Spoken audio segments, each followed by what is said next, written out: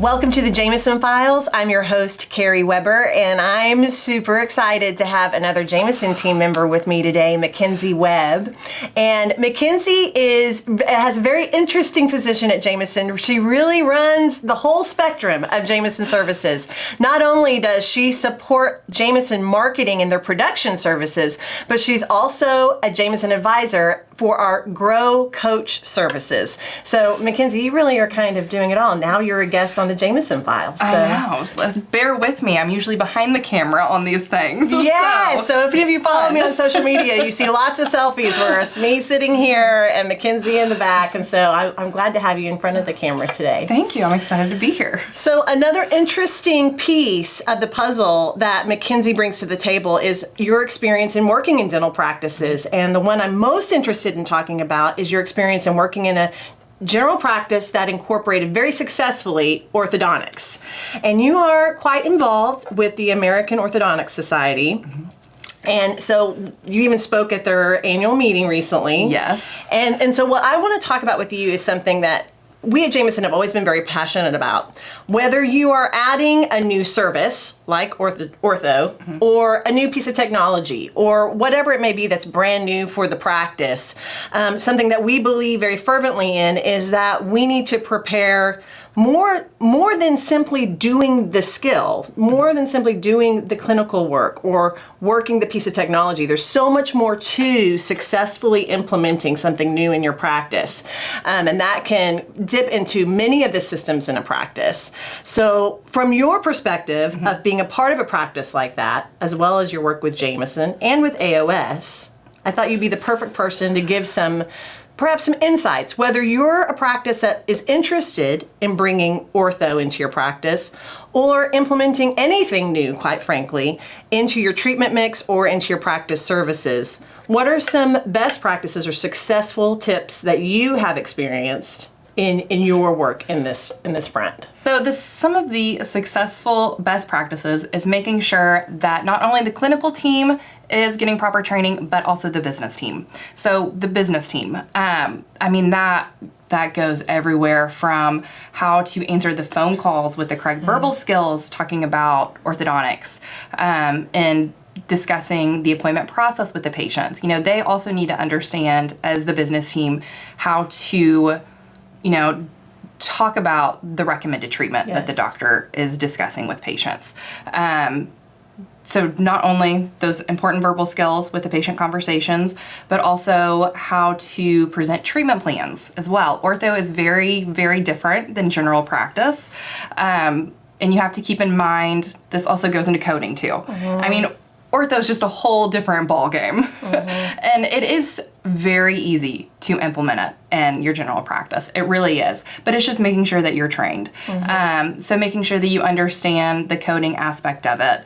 You have to fill out the ADA coding form a little bit differently when you're submitting to insurance. It's really just making sure that everyone is trained in the best systems and verbal skills and case presentation and financial arrangements when it comes to that. Yeah, I think it's such a great point. And you really loaded up right there because what you said was, with anything, the vision of what are we doing, why are we doing it, where are we going with this, having that kind of conversation with the whole team to, number one, make sure they understand that this is something that's important to the practice now or to the doctor, and that this is something we're going to move forward with, and then how are we going to start to apply that so that they don't feel locked in or insecure in not knowing what to do with this new thing. This is, we're talking about it from the situation of orthodontics, but this is something that practices experience all the time as dentistry evolves.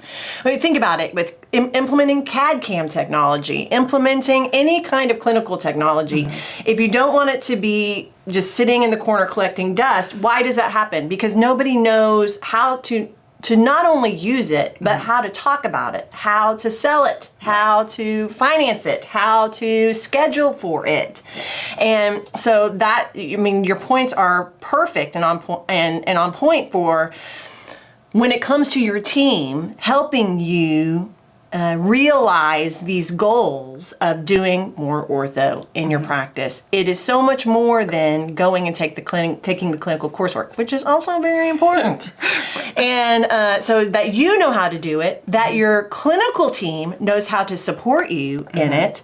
So it's not simply the doctor going to take coursework. Wouldn't you agree that if the assistants also need to have that kind of support? Yes, it is absolutely so important for the assistants to have the support and the training to be able to, not only know how to assist the doctor in the services that he's providing, but it's that they're able to do it efficiently, especially with ortho. Typically the assistant does most of those monthly routine ortho checks. And you could have a really slow assistant in there, and that's really going to slow down your day. So making sure that they're trained and it's, that the schedule runs seamlessly with that. Yes. So there's a lot of pieces to it, not to overwhelm everyone. It's simply, just like with anything else, put a plan together, put a playbook together, so to speak, of not only how do we execute this clinical service and do it well, and let's practice that together and let's train on that together, but for every element of getting from who's a good candidate, how do we introduce this as an option, how do we talk about it? What are the frequently asked questions that we need to make sure that we're comfortable with answering and working through with the patient? How do we, as you said, make financial arrangements for this kind of treatment? How do we schedule for this kind of treatment? If you've never scheduled for it before and we don't give enough time, we're going to start to run behind. If we give too much time, it's causing a problem in the opposite direction. So all of these things that we need to talk through, how do we timeline this kind of treatment and making sure that we're staying on pace and staying on time and making sure that this is a profitable entity for your practice. And let's not forget, Miss Marketing Production Person, how do we promote this service? Right. How do we market for this? That's another piece that we haven't even tapped into yet of you have all this brand new service that you've invested all this training in, and yet your website reflects zero of that being a service that is possible for your patients. Right. And it's a new service. You want to make it known in the community. You want to, make sure there's visuals in the office. You want to make sure that the team members are actually talking about it too. I know I've been in different types of offices, a different medical office, and I'm like, oh, I didn't know that you do Botox here, Yes. It's because they didn't talk about it. I had no idea. But I saw it on a social media post that they posted because I followed their page. So again, it's just making sure everyone is aware, bring it up in a natural conversation so it doesn't seem forced. But again, that takes practice. But it also takes not only practice, but it takes a shared alignment of the vision of the practice. Correct. So two versions of the practice, the vision of the practice, and then the practicing of the skill sets to talk about, answer questions, and promote new services in the practice. So not to overuse the word practice, but there's a lot of ways that we could use it for this particular topic. And I think that is so important to say, because this is not simply for doctors wanting to do more ortho and singing it from the top of their lungs. This happens all the time when practices don't talk about their services to their patients, and you don't have door opener conversations with them about what their goals are for their mouth, their teeth, and their smile.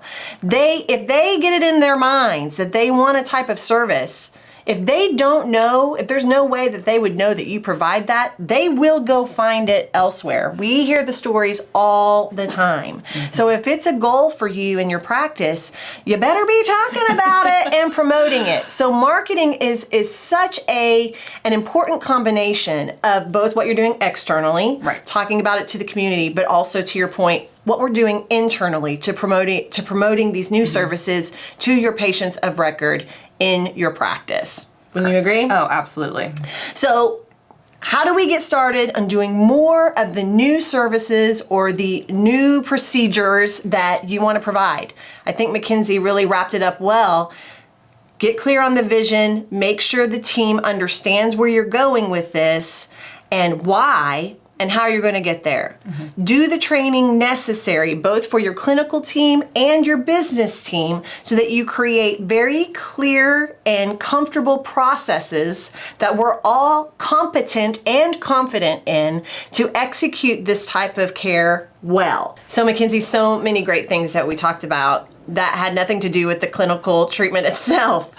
Number one, making sure that your team is really clear on your vision of where you're going, what you're wanting to start to implement, and why. And not only that, but how we're going to get there, which leads us into the next point that you made, was making sure we're putting together systems and processes, both in the clinical side and training, and in training our business team, to make sure we're setting everybody up to be successful in seeing this become a reality in your practice. And in addition to that, making sure that we're marketing this new service not only to the community externally, but to our patient family internally.